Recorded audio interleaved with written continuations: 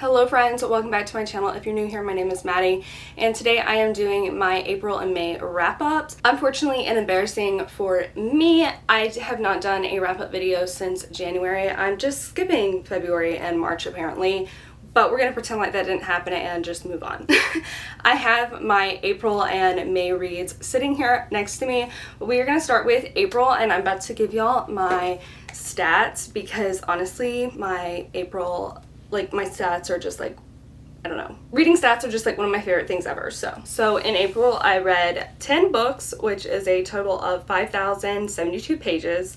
My average rating was a 4-star. I had 2 DNF. Read 20% thrillers, 20% it was YA fantasy, 10% was YA thrillers, and 50% was fantasy. A little heavy on the fantasy in April. We're gonna go ahead and get started, and I'm gonna try to go in order here. Naturally, my books are like out of order, but that's okay. So the first book that I read in April, oh my gosh, I'm like losing it here, was What Waits in the Woods by Terry Parlato. And I'm looking down at my Goodreads because I had the memory of a goldfish, so bear with me, but I gave this book 3 stars. I thought it was very fast-paced, very interesting, but how it was written was very choppy. So it was like, and I did this, and I looked at this, and it was just very, and I didn't love that. There's 2 POVs in this, main character girl, and then the other POV is the detective. And there was things about the detective's life that had nothing to do with the story, and honestly just took up a bunch of pages and reading time that I was like, I do not care about this. That made like no sense to me about her personal life. Like it had nothing to do with anything. It was just random. So basically this thriller is about a girl who comes home 11 years later, and she went away to go be a professional ballerina. She comes home 11 years later to help her brother take care of her father, who is very sick. And when she comes home, and this is not a spoiler, it's in the blurb and it's also like in the first like 3 pages, she comes home and her high school best friend has been found dead in her backyard. So basically they're trying to figure out who did it. And a long time ago, her mother was killed in a car wreck, and a guy showed up supposedly and said that he was also gonna kill our main character. And basically she thinks it's in her head. Well, she's not sure if it's in her head, but everybody keeps telling her that it's in her head, and now she's like worried that he might be back and that he killed her high school best friend. And basically you follow her throughout figuring out who killed her high school best friend, and you get her POV and the detective's POV. And like I said, I did really enjoy this book. I say I really enjoyed it. I don't know, like there was just parts of it that I was like, why are we even talking about this right now? But in general, like I enjoyed the story, and if you're wanting like a very fast-paced, quick thriller, this is a good one. I think, how quickly did I read this? Oh, I literally read this in like less than 24 hours. I think I read it in like 2 sittings because I just can't sit long enough to read a book in 1 sitting, but this is a book that you probably could read in 1 sitting. The next books that I read was the tandem read of The Tower of Dawn and Empire Storms by Sarah J. Maas. I had been working my way through the end of the Throne of Glass series, and I did do the tandem read. I thoroughly enjoyed it. It did take me forever because I actually started this in March but finished it in April. And I gave Tower of Dawn 4 stars and Empire Storms 5 stars. I really enjoyed this. The reason that Tower of Dawn got 4 stars is there was just a lot of slow parts, and also one of the character POVs was put in there, and we just don't know her well enough to actually, in my opinion, care about her POV, because she did show up in another book, but like not enough to be like, oh yeah, I want to know this girl's story. Empire Storms, absolutely loved it. Fast-paced. I don't know how I would have gotten through Tower of Dawn if I had not done the tandem. The tandem made it a lot easier, but I will say Tower of Dawn did pick up in the end. But I can't talk too much about these books, but if you haven't read the Throne of Glass series in general, it is following Selena Sardothian, which is, she is she's 19, well, 19, adult teenager. And she is an assassin, and she goes and competes in these games to become the king's assassin, and you're following her journey. And this is the last, not the last 2 books, 2 books before the last book. Is that what I'm trying to say? Whatever. I don't even, this is book 5, this is book 6. And there's 7 books in this series, I think. I did really enjoy this. I would totally recommend the tandem read. It was a good time. And do not ever think you can skip over Tower of Dawn though, because so much information in it. Like, you have to read it. But yeah, do the tandem. And if you want to know how to do the tandem, you can look up what chapters that you read in each book before you switch to the next book. I have mine tabbed. There's more than this because I didn't tab it fully, but there you go. The next book that I read in April was Kingdom of Ash by Sarah J. Maas, which is the last book in the Throne of Glass series. I gave this 5 stars, 6 stars if I could. I love this book. This is almost 1,000 pages long, y'all, but so good. This was my favorite book in the series. Throne of Glass was the first book was my second favorite, but this was a masterpiece. I still think about this. I had my heart ripped out so many times, and it was still amazing. Like I said, can't tell you too much about this because I don't want to spoil anything. So this is actually the first book that I read in April, and I didn't realize it, but that is Once Upon a Broken Heart by Stephanie Garber, and I gave this book 3 stars. Honestly, I didn't really understand the hype. I will say I have read the rest of the series. We're gonna get into that in May. I haven't read the whole series. I read the second book in the series. We're going to talk about that when we get to the May books. And I enjoyed this. I gave it 3 stars. I did not understand the hype when I read the first book, but basically we are following Evangelina Fox, who has lost her parents. She's living with her stepmother, and now her one true love is marrying somebody else. So she goes to the Prince of Hearts, which is called he is a fate, which is kind of like gods in their world. And she has asked for his help. And in exchange for his help, she has to give 3 free kisses of his choosing of when and who she kisses. That's like the deal. And then she finds out that really there's a lot more to it than making this deal of 3 kisses with the Prince of Hearts. Basically everything comes with a price type of thing. But you just follow Evangeline Fox throughout this. It's written like a fairy tale, which if I had went in knowing that, I probably would have enjoyed it a little bit more. But I felt like there was a lot going on. I felt like we were at one place after another, and I was kind of like, why don't we just sit for a minute? Why don't we talk about where we're at for a minute before we just keep moving on? But 3 stars, 3.5. I did enjoy it. I just didn't love it, and I didn't understand the hype. Okay, now back to the order, since I had to do that little detour. The next one that we are going to be discussing is The Resort by Sarah Ox. This is a kind of a summerish thriller. I thoroughly enjoyed this. I gave it 4 stars. Basically, it is a dual POV, but to not give too much away, you are following 2 different women, but one is an influencer and then one is she moved there, I don't know how many years ago, but she's now a dive instructor, and people start dying on this island in Thailand, at this resort, and you're trying to figure out who the killer is. But everybody has a secret, and you're not supposed to ask about anybody's secrets. Everybody has a past, and you just don't talk about it. I really love this. This honestly would have been a 5-star, but the plot twist at the end was it was one of those that you're like, that's not even believable. So it just didn't really, the ending did not make sense, and it made me very sad because, like I said, this could have been a 5-star, but it just did not make sense to me in the end. To me, it was still worth it. Loved reading it. I would recommend this to anybody that's wanting a summer read. She did a great job of sharing the atmosphere and stuff, but it was very good. Then I read Heartless Hunter by Kristen Cicerelli. Apparently this is called The Crimson Moth if you're not in America.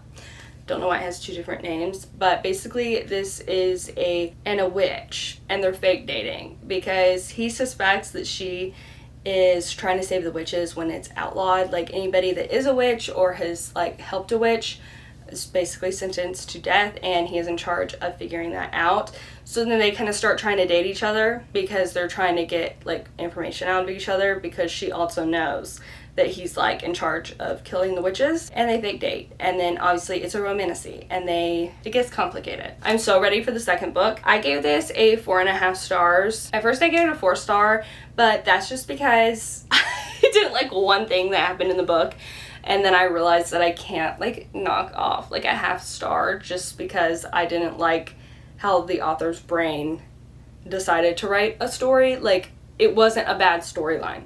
It's just, I just didn't personally like it. And I was like, no, I'm not going to take a half a star off just for a personal preference, but enjoyed this book a lot. It was a lot of fun, fast-paced. The magic system is very easy, so if you're new to fantasy, I think this would be a great read for you because it was very, very easy to understand. I was never bored in this book. I think I read it in less than 24 hours also. This was so good. I loved this book, and it's also on Kindle Unlimited. Next, I read One Last Breath by Ginny Myers Sane. This was an arc that I had, and I rated it 2 stars, and honestly, if I was like thinking about it now, probably would have rated it a 1.5. I'm not even gonna go into this book because I just did not like it that much, and I don't even really remember what happened. They were like trying to figure out who a murderer of like someone like from 20 years ago. It was a paranormal thriller. I figured out who the killer was like less than 50% through.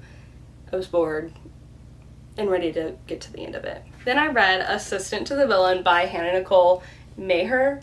Is that how you say it? 5 stars, y'all. I love this book. It was so good. I cannot wait for the second one to come out. There's gonna be 3 books, I think, in this series. This was such a fun book. I was laughing. I don't usually just like laugh in books, but I was having a great time with this. So cute. I loved both of the main characters, the villain and Evie. This was just, it's cozy fantasy. Low stakes, but such a good time. So I don't want to talk too much about it because I do have a reading vlog with this one in it. Then I read Divine Rivals by Rebecca Ross. I did really enjoy this book. I gave it 4 stars. I don't know. I enjoyed it. I did. But like I also don't really understand the hype about it. Like it wasn't a 5-star to me. I just don't know. Like I liked the writing. I liked how everything was exchanged. But it just, I don't know, it felt just a tiny bit flat. But this is also in a reading vlog if you want to hear more thoughts. But it was a 4 star, so I did have a good time. I get why people enjoy the book. And then the last book that I read in April was Ruthless Vows, which is the second book to Divine Rivals. I gave this a 4 star. I did not enjoy it as much as Divine Rivals because I didn't care about the gods. I didn't care about anything that was happening with them, and since it was very focused on their war, I found it just kind of boring. But it's still a 4 star. I just wish we would have gotten more Roman and Iris, and then I would have been probably, oh, I just cracked my ankle so loud. I would have been enjoying it a lot more. Okay, there you go. That's what I read in April. Let's move on to May. This is turning into a very long video. I haven't actually made my May stats yet because it's May 31st right now, but I think I have them on Storygraph. So these are my unofficial ones. I read 8 books. I read 3,508 pages. My average rating was 4.05, and I would love to tell you the genres, but it doesn't give me like percentages of that, so we're not going to worry about that one. Let's get started with May's books. Starting off strong, I read Part of Your World by Abby Jimenez. I really enjoyed this book. I gave it 4 stars, and I did a reading vlog on it, so we're not really going to talk about this book too much. Besides that, I literally read 80% of this in one sitting, and if I would have started an hour earlier, then I would have finished the book in one sitting. But 4 stars. The only reason it didn't get 5 stars is because it had the one night stand trope, and I don't really like that. Then I read Magnolia Parks, which is the first book in the Magnolia Parks universe. Really enjoyed this. I gave it 4 stars. The only reason it didn't get 5 stars is the first part, probably a quarter to a half of it, was just kind of slow, not much going on, and honestly, I don't know. I also have this in a reading vlog, so I'm not going to bore y'all with talking about my opinions again. If you want to hear my thoughts on it, it's also in my reading vlog with Abby Jimenez's Part of Your World. The next book that I read was A Funny Story by Emily Henry, which is a new release. I love this book. I gave it 5 stars. It was so good, so just fun and fresh. I like that it had some other elements besides just the romance. If you don't know what this is about, it is about our 2 main characters, Daphne and what's his name? Miles. Oh my gosh, I'm so bad with names.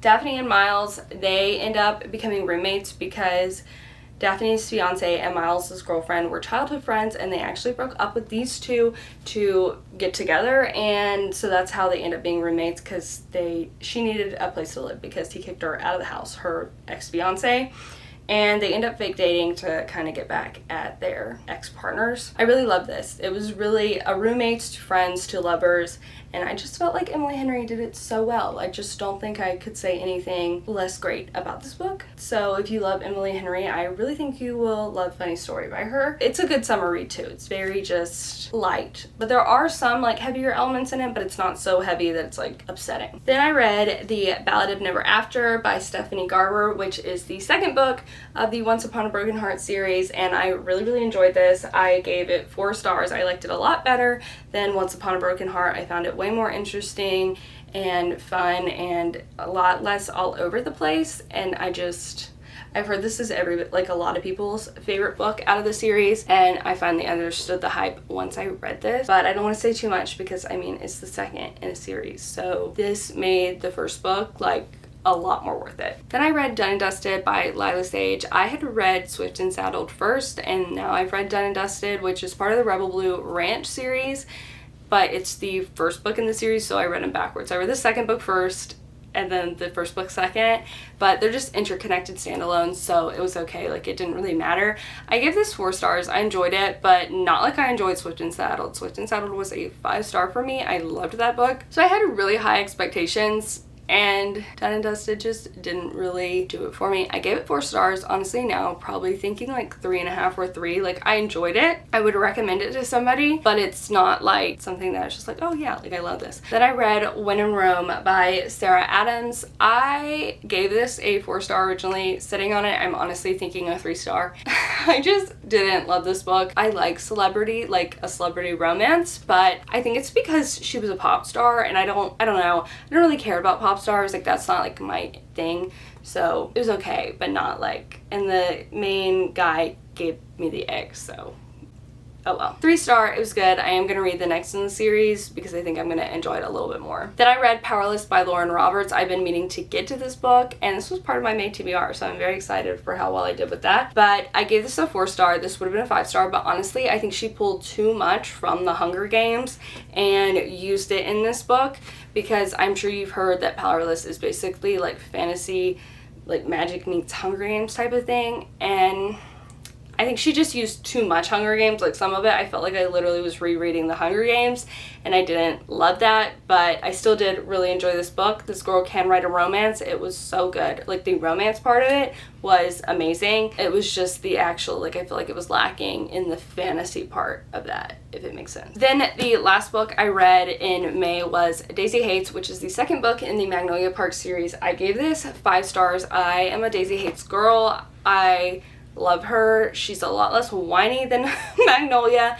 I mean, she's still whiny sometimes, but not like Magnolia is, and I just enjoyed her story a lot more. I won't go too much into it but basically she is the sister of a crime lord, and I think mafia books are so fun. It was such a good time. Love this book. I can't wait to read the rest of Daisy Hates because she's definitely my favorite. Definitely a Daisy Hates girl. But that is all I read in May, so that is where I'm gonna finish this video. I really hope you enjoyed. I will try to get a June wrap up by itself, so I'm not having to make a video this long next time, but I still hope you enjoyed this video, and I will see you in my next one. Bye, friends.